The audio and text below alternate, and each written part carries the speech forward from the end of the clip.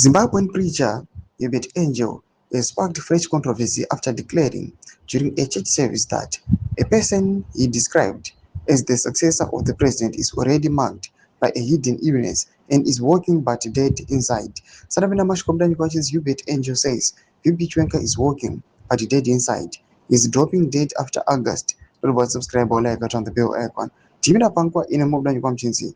Hubert Angel's exact words suggesting VP Chiwenga is inflicted with a secret illness killing him after August does deny this clip made during his World Cup prediction flop. The remarks were made in the same sermon in which Angel discussed his now widely debated World Cup prophecy concerning Portugal.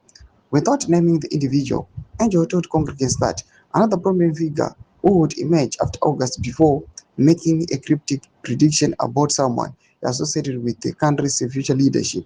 I have one in course, I have another one.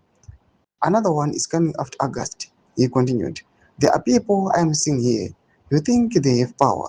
The sickness is gotten in to a degree you can see. The person is walking but dead inside, the successor of the president.